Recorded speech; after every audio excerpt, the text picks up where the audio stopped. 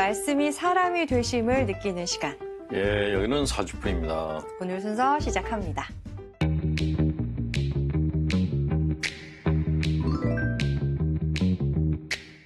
네, 주님의 말씀과 함께하는 시간, 세상의 교리입니다. 신부님, 예전에 비해서 상담소에 이 심리 상담을 요청하는 분들이 많으신가요? 네, 많이 늘어났죠. 늘어난 이유가 네. 심지어 문제 있는 사람들이 늘어났다기보다 심리 상담이 뭔지를 이제도 좀 아시는 것 같아요. 예전에는 그냥 어떻게 보면은 이렇게 약 먹거나 아니면 집안에서 그냥 쉬거나 그랬는데 이제는 얘기를 하고 싶어하는 분들이 많이 늘어났어요. 인식이 바뀐 거죠. 그렇죠, 많이 바뀐 거죠. 그래서 이제 상담소 찾는 분들이 진짜 많이 오고 계십니다. 더 바빠지셨겠네요, 신부님. 네, 근데 문제는 이제 상담을 한 번 하고 끝나는 게 아니고 한 분이 오시면은 저희 같은 경우는 이제 무료 상담소라서 한 분이 10회를 해야 돼요. 네. 일주일에 한 번씩 10회. 그러니까 항상 대기자가 밀려 있는 거예요. 그게 좀 아쉬워서 저희 같은 상담소가 조금 더 늘었으면 좋겠다. 그러니까 저희는 이제 명동에서 그냥 상담소를 하고 있는데 네. 제가 이렇게 드리고 싶은 말씀은 이게 서울교구는 이제 지구가 있거든요. 네. 각 지구마다 지구장 본당에 상담소를 하나씩 해주면은 그 주변 본당 신자분들이 거기 가서 상담 받으면 얼마나 좋을까 그 생각을 했어요. 그러네요. 제가 예전에 상계동에서 본당 신부 할 때 그렇게 했거든요. 네. 그때는 상담소가 아예 없었을 때인데 제가 이제 대학원에서 상담심리 공부하고 본당 신부로 가서 제가 주임이니까 거기서 이제 상담소를 했어요. 그랬더니 그 주변 본당에서 좀 심리적 문제가 있는 신자들을 본당 신부들이 다 보내준 거예요. 그 개인 상담은 너무 힘들어서 네. 그때 그룹 상담을 했었어요. 근데 그룹 상담 한 번 할 때마다 50명이 들어왔어요. 완전히 회의실 안에 꽉 찼어요. 네, 꽉 찼어요. 예, 그렇게 거의 매주 이제 그룹 상담이란 걸 했죠. 그거를 그분당 떠날 때까지 5년 동안 이제 했었는데 우와. 그때 그걸 하면서도 그 생각을 했는데 네. 이게 지구마다 하나씩 있으면은 신자분들이 좀 부담 없이 가서 상담을 받을 수 있지 않을까? 그 생각을 늘 했고. 네네. 그러면 정말 좋겠네요. 예. 네, 특히나 가까운 곳에서 상담 받으실 수 있고 예. 또 젊은 사람들을 위한 곳이 또 따로 있다면 예. 더 좋을 것 같습니다. 자, 오늘은 마테오복음서 24장 3절부터 14절까지 말씀으로 시작을 하겠습니다. 예, 여기서는 이제 재난의 시작이라 그래서 거의 종말이 이르렀을 때 나타나는 표징에 대해서 설명하고 있는데 그 표징 중에 하나가 거짓 예언자가 나타난다라는 것이죠. 거짓 예언자. 예, 거짓 예언자. 거짓 예언자들이 많이 나타나서 많은 일을 속일 것이다라고 그랬습니다. 네. 예. 거짓 예언자다. 그러면 어떤 사람을 말하는 거예요? 지금? 누가 빛나자매한테 빛나자매 앞날을 예언해 준다 그러면은 어떻겠어요? 저 솔직히 말해도 돼요? 홀깃할 것 같아요. 되게 궁금하죠. 궁금해요. 그런데 진짜 예언자들은 어떤 사람들이냐면 네. 구약에 나와 있는 예언자들 있죠. 구약의 예언자들은 앞날을 예언하는 사람들이 아니고 옛날에 너희의 조상이 이러이러한 짓을 했더니 이런 일을 당했다. 너희가 앞으로 니네 조상과 똑같은 짓을 하면 똑같이 당할 거다라고 메시지를 주는 사람들이 그게 예언자들이었어요. 네. 그게 이제 예언자 중에 한 사람이고 또 하나 예언자들은 사람이 왜 태어났는가 그 존재 의미를 알려주는 사람을 우리는 예언자라고 불러요. 그런 사람들을 참 예언자라고 하는데 네. 지금 우리가 알고 있는 예언자들은 거의 다 거짓 예언자들이에요. 그러니까 내가 네 앞날을 알려줄게. 네. 근데 앞날에 대해서 희망을 얘기해주는 사람은 그나마 나은 사람이에요. 안 좋은 걸 얘기해주는 사람이 거의 대부분이에요. 네. 그러니까 인간이 갖고 있는 감정 중에 참 견디기 힘든 감정이 두 개가 있는데 하나가 불안, 하나는 공포예요.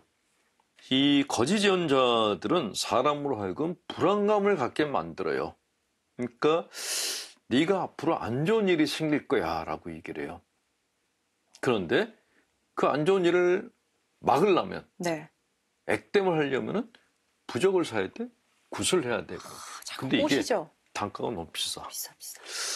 제가 어떤 할머니, 강남에 있는 부잣집 할머니 있는데 집을 방문했는데 뭐 시커먼 나무 하나를 보여줘요.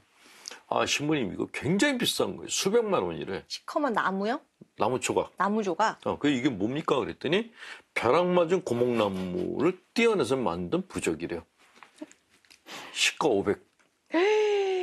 얼마네요? 요만해요? 요만해요. 요만해요? 그게 500만 원이래. 이 금도 아니고 그냥 그러니까 얼마나 그 사기를 쳤길래 그 거액을 내놓고 그 나무 쪼가리 하나 갖고 그게 뭐 그냥 뭘 살려주는 것도 아닌데 뭐 구슬 해도 뭐 몇백만 원짜리인 거예요. 예. 이렇게 근데 사람들은 불안하면은 돈을 다 내라. 다 내죠. 예, 다 내죠. 불안하니까. 더 문제는 뭐냐면은 불안을 건드려 놓으면은 뭘 하든지 다 그 점쟁이한테 찾아간다는 거예요. 근데 그 점쟁이들이 하는 점괘가 맞는가? 다 틀렸다는 거예요. 그럼에도 불구하고 틀렸는데도 불구하고 쫓아가는 이유는 불안 때문에 그래요. 불안 때문에. 그러니까 인간이 갖고 있는 네. 근본적인 감정 중에 하나가 불안인데 네네. 그거를 자꾸 부채질을 하는 거예요. 부채질. 예. 전쟁이 일어날지 몰라. 자동차가 사고 날지 몰라. 비행기 떨어질지 몰라. 이렇게 건드려 가지고 네. 어떻게 해야 됩니까? 그러면 그럼 돈 내라. 기승전돈.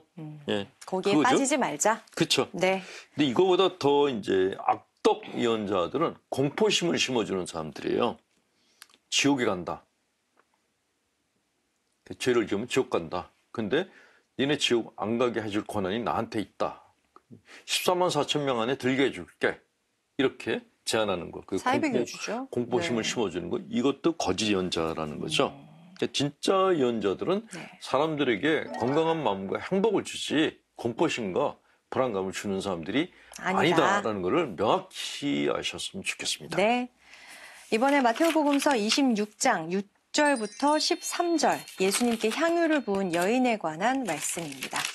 예, 26. 굉장히 유명한 이야기죠. 예수님께 어떤 여인이 와서 발에다가 향유를 붓고 머리털로 그걸 닦았어요. 네. 예. 근데 그때 옆에 있던 제자가 뭐라고 툴툴거렸어요. 저 돈이면 가난한 사람들 도울 수 있는데 저 여인이 저렇게 붓도록끔 왜 예수님이 가만히 있냐라고 12조로 말을 걸었어요. 그 예수님이 그 얘기를 들으시고 이렇게 얘기했어요. 왜 이 여자를 괴롭히냐? 이 여자는 나에게 좋은 일을 했다. 사실 가난한 사람들은 늘 너희 곁에 있지만 나는 늘 너희 곁에 있지는 않을 것이다. 라고 얘기하면서 그 제자들에게 뭔가 이렇게 불만스러운 얘기를 하셨어요. 자, 이 장면이 네.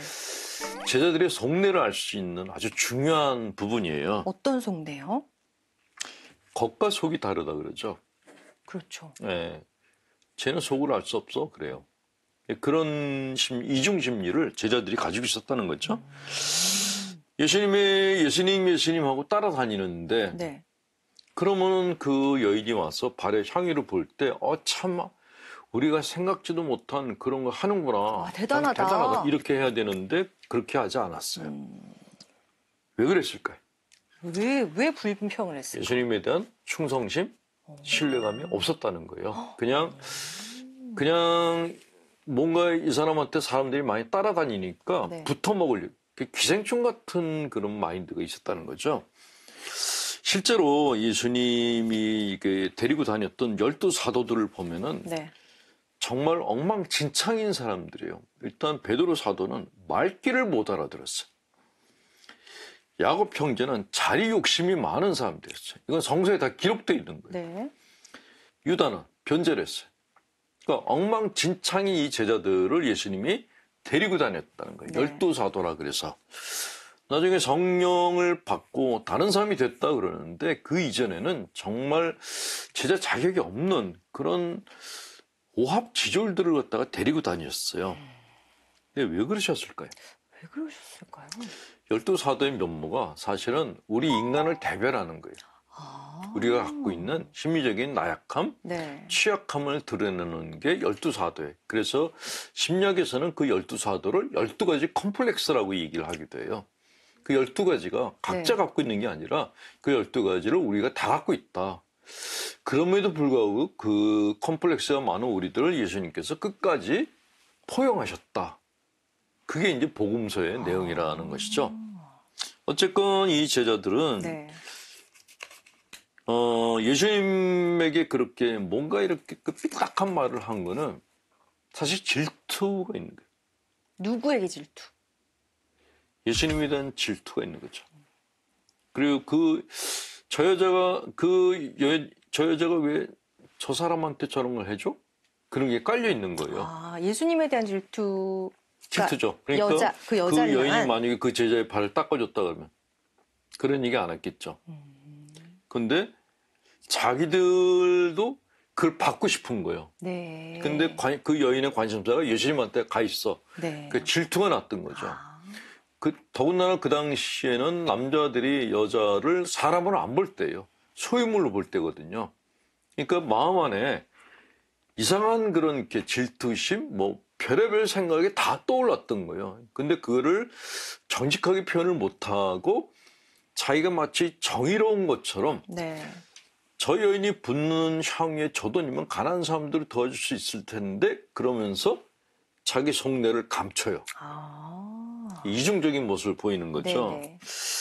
예수님이 제자들의 그 속내를 바로 아셨어요. 그래서 그냥 바로 직면을 해서 깨버리시죠. 네. 예수님 참 무서운 분이었던 거예요. 제자들의 속을 다 아는데도 끝까지 데리고 다니셨어요. 네. 네, 대단한 분이죠. 마치 우리를 끝까지 품어주시는 것처럼요. 그렇죠. 예, 네. 예. 시청자 사주풀입니다. 저는 30년 신앙생활한 신자입니다. 늘 미사를 하고 기도를 하며 하느님께 저를 맡기고 순종을 맹세합니다. 하지만 제 기도의 대부분은 하느님께 무언가를 바라는 해주십사 하는 기도뿐입니다. 생각해보면 저는 하느님과 이상한 관계를 맺고 있는 것 같습니다.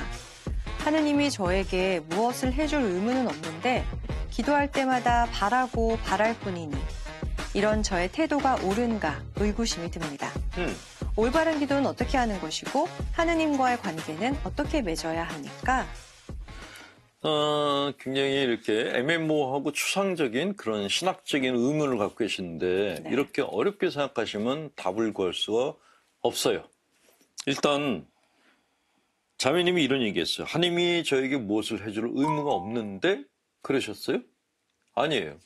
하나님이 우리에게 해주실 의무가 있어요. 왜냐? 자매님이 30년 동안 신앙생활을 하셨다 그래요. 하나님만 바라보고 30년 동안 기도하고 그러니까 내 시간을 하고. 하나님께 투자를 한 거예요. 30년 동안. 그러면 당연히 하나님께서도 돌봐줄 의무가 있는 거예요. 신앙생활도 거래잖아요. 내가 하나님께 내 걸 드렸어. 네. 하나님도 나한테 뭔가 해줘야지. 그래요? 네. 근데 그렇게 했는데 하나님이 나한테 뭔가 주신 것 같지 않아. 네. 그래서 내가 이렇게 많은 공을 드렸는데 왜 아무것도 안 주세요? 좀 주세요라고 얘기를 했어요. 그냥 마치 이게 주식회사에다가 내가 투자를 했는데 그 회사에서 한 푼도 안 나와. 그러면 당연히 안 하죠. 그냥 달라 그래야죠. 그러면. 달라 그래야죠. 그러니까 하나님께 우리도 시간을 드렸어요. 뭐 30년 동안 세월을 갖다 드렸어요. 그러면 당연히 당신이 우리한테 뭔가를 주셔야죠. 근데 반대로 네. 그렇게 다 드려놓고 하나님이 날 돌봐줄 의무는 없어라고 생각하는 건 그건 잘못된 거라는 거죠. 예, 당당히 요구하셔야 돼요. 당당히! 남편한테 30년 해도 남편이 나한테 뭔가 해주는 게 있는데 당신은 왜 나한테 해주는 게 없어? 라고 따질 필요가 있어요. 제가 이렇게 얘기하면은 그게 과연 복음적인 기도 자세냐라고 또 트집 잡을 사람들이 있을지 모르겠는데 이거는 대데레사 성녀가 네. 기도할 때 썼던 방법이에요. 대데레사 성녀는 하나님이 마음에 안 들면은 삿대질을 하셨대요. 일 좀 제대로 하라고. 지금 우리나라 신자분들은 그걸 좀 배우실 필요가 있어요. 남편한테는 바가지 긁으면서 왜 하나님한테는 바가지를 못 긁는 거예요? 남편은 나한테 돈 벌어다 주고 입을 거 주고 살 집도 마련해 주고 나한테 뭔가 해준 사람이에요. 물질적으로. 근데 하느님은 어때요? 내가 투자한 것만큼 나한테 뭘 해줬다는 느낌이 드세요? 물론 내가 건강하게 살고 아무 탈 없이 살고 이건 모두 하나님의 덕분이라고 생각할 수도 있는데 그래도 자매님이 원하는 게 더 있잖아요. 네. 그러면 기도하실 때 남편한테 바가지 긁듯이 하나님께도 바가지 기도를 하시는 게 맞다. 네, 라는 말씀을 드립니다. 네. 알겠어요. 하나님한테도 당당하게 요구합시다. 네. 당당한 신자가 되시는 게 좋아요. 하나님께도 당당하게 하나님께서도 요구하셔라. 30년 신앙생활 한 신자들은 네네. VIP 대접을 해주시는 게 그게 마땅해요. 알겠습니다. 네. 사주풀이 오늘 준비한 순서 여기까지입니다. 저희 게시판 늘 열려 있으니까요. 어떤 사연이든지 많이 올려주세요. 고맙습니다.